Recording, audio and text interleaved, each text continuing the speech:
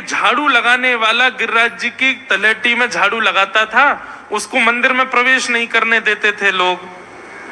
तो वो बेचारा बाहर खड़ा खड़ा ही दर्शनार्थियों से पूछता था कि ठाकुर जी दिख कैसे रहे हैं, मुझे ये बता दो।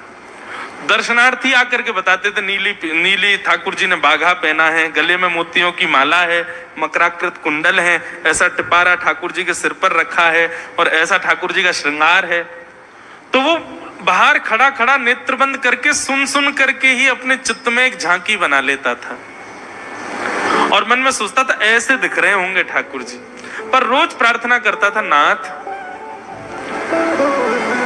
मुझे लगता है इस जन्म में तो आप मुझे कभी नहीं दिखोगे, भगवान इस जन्म में तो मैं आपके योग्य नहीं हूं, पर मेरे पर बस इतनी कृपा कर दो कि अगला जन्म मुझे दीजिएगा तो कुछ नहीं तो चेंटी बना देना, तो चेंटी बन करके मैं आपके 56 भोग में ही आ जाऊंगा, भीतर आके आपका दर्शन कर लूंगा, लेकिन मुझ पर अनुग्रह कर देना। ठाकुर जी उसके इस भाव से इतने रीझ गए। गोविंद दास को बोला था कि दाल बाटी खाने आएंगे, मंदिर बंद करके सब तो चले गए, वहां से सब लोग भोजनालय में भोजन प्रसाद पाने लगे। ठाकुर जी मंदिर से निकले अचक करके बाहर, गिरिराज पर्वत के ऊपर विराजते थे।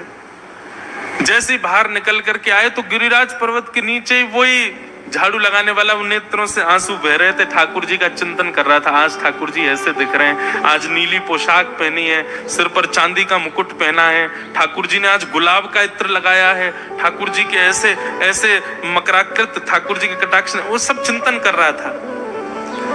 ठाकुर जी नीचे उतर करके जाने लगे, इतने में ही ठाकुर जी ने लीला करी और जोर जोर से ठाकुर जी चिल्लाने लगे, अरे जल्दी ते आइयो, देखियो मेरे पाम में कांटो लग गयो, अरे जल्दी ते कोई आओ या कांटे को निकारो, मुझको तो बहुत दर्द है रो है, अरे भैया जल्दी आओ जल्दी आओ। अब ये स्वर जैसे ही सुना उस झाड़ू लगाने वाले ने, उसके नेत्र खुल गए। उसने देखा, बोले कि ये स्वर कहां से आ रहा है। उसने जैसे ही नेत्र उठा करके ऊपर देखा तो नीला बाघा पहना है, मोतियों की माला पहनी है, मकराकृत कुंडल पहना है, चांदी का मुकुट चमक रहा है मस्तिष्क पर, ठाकुर जी के केश घुंघराले लहरा रहे हैं और ठाकुर जी अपनो एक पाम हाथ में पकड़ करके और एक पैर पर लंगड़ी जैसे खेलते हैं ऐसे ठाकुर जी कूद रहे हैं यहां से वहां। नीचे से झाड़ू लगाने वाले लगे, अरे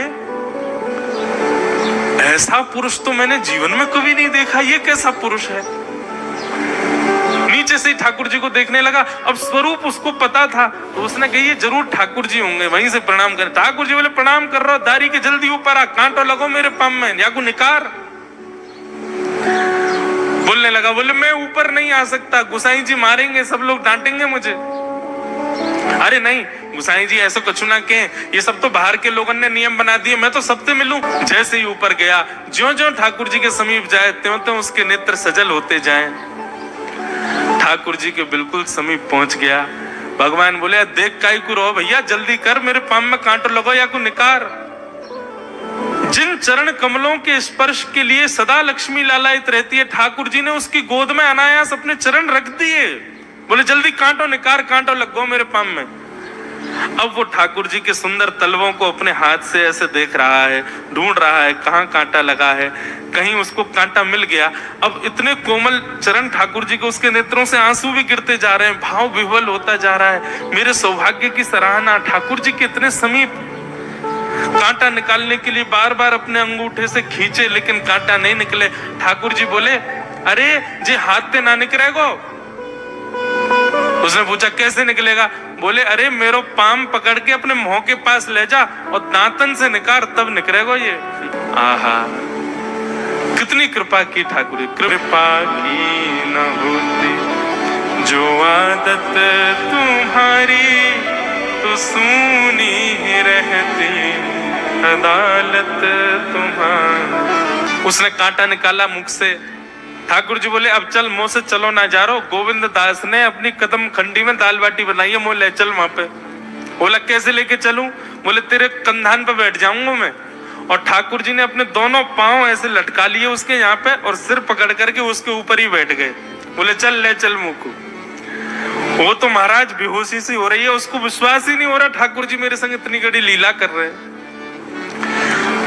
गोविंददास के कदम खंडी में पहुंचने से पहले उस बालक ने ठाकुर जी गोविंददास जी मुझे बहुत मारेंगे, अगर उनको पता चल गई मैंने आपको छू लिया है तो मुझे बहुत डांटेंगे, आप एक काम करो अब यहाँ से आप पैदल चले जाओ, मैं यहीं खड़ा हूँ। ठाकुर जी बोले यहीं खड़ो रहियो, तेरे काजी दाल बाटी लेके आऊंगा मैं। ठाकुर जी पहुंच गए गोविंददास के पास। आहा, जो ठाकुर जी अचल दिखते हैं सबको मंदिर में, वो सचल दिखते हैं गोविंददास को। कितनी बड़ी कृपा।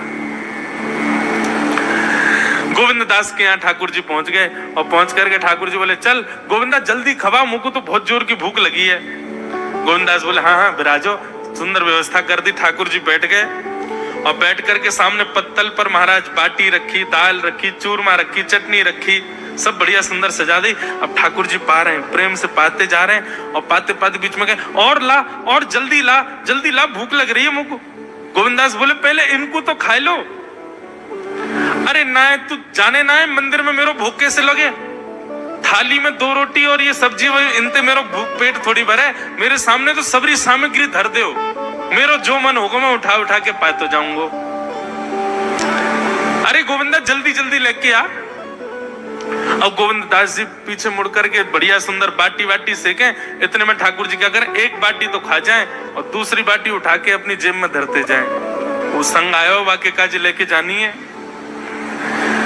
अब तुम्हारा ठाकुर जी खाते जाएं भरते जाएं, खाते जाएं भरते जाएं। गोविंददास बोलो ठाकुर जी ये तो मैं मानूं कि आपकी खुराक बहुत है, पर इतनी ज्यादा है ये मुझको विश्वास नहीं है रहा है। क्यों हैं 56 बाटी खा गए हो अब तक आप? अरे कोई तुक ना है, पेट है कि समुद्र है, कुआं है, कहा है आपको? ठाकुर जी बोले अच्छा दारी के ऐसे बोले चलो जाऊंगा मैं। अरे नहीं जय आप तो पाओ। ठाकुर जी तो जेब में भरते जा रहे थे। अब ठाकुर जी का पेट भर गया। ठाकुर जी बोले चल भैया गोविंदा अब पेट भर गया, नेक्स्ट देर हम एक पेड़ के नीचे बैठ के नेक्स्ट सुस्ताए लें, फिर बाकी बाद मंदिर में जाएंगे, 4 बजे मंदिर खुल जाएगा दर्शन देने। जैसे ही ठाकुर जी खड़े भये महाराज, सोई उनकी पीतांबरी फैल गई। पीतांबरी फैली, गोविंदास बोले जय ये बाटी खाए के आप इतनी जल्दी मोटे कैसे है गए? ये पेट आपको है तो सही, लेकिन ये इतना चौड़ो कैसे है गो? और पेट कोई खावे तो वो आगे की तरफ निकल रही है, ये कोने में कैसे निकल रहा है? ये दोनों तरफ पेट बाहर कैसे आ रहा है आपको? ठाकुर जी ने ना कछु नहीं दिखाओ। अब तो महाराज गोविंददास ने पकड़ के जैसे ही पकड़े तो अंदर से बाटी निकल आई। जे बाटी कौन के काजे भर के ले जा रहे हो? सही बताइयो लाला, कौन के काजे? कोई और सखा बना लियो तुमने मेरे अलावा? गोविंददास जी बाहर गए, बाहर जाकर के देखा तो एक वृक्ष के पीछे वो झाड़ू लगाने वाला बैठा था।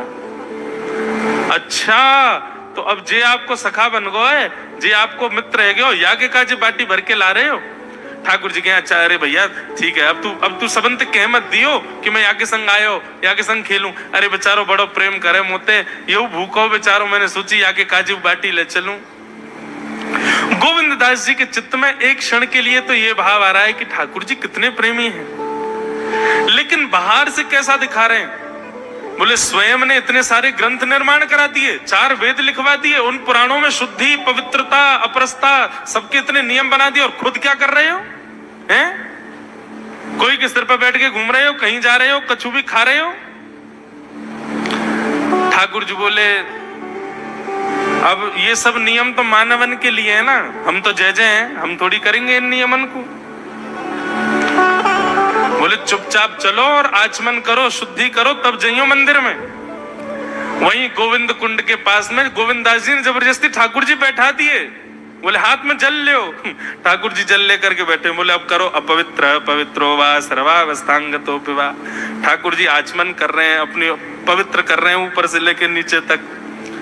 इतने में ही गोविंददास बोलते बोलते पीछे के गए और ठाकुर जी की पीठ पे जाकर के एक धक्का दियो महाराज, पूरे ठाकुर जी डुबा दिए कुंड में। ठाकुर जी पूरे ऊपर से नीचे तक भीज गए। ठाकुर जी दारी के तेरी शिकायत करूंगो, गुसाई जी तक कहूंगो तू ऐसे करे मेरे संग। गोविंददास बोले मैं बता दूंगा तुम कौन कौन के कंधान पे चढ़ के घूमो।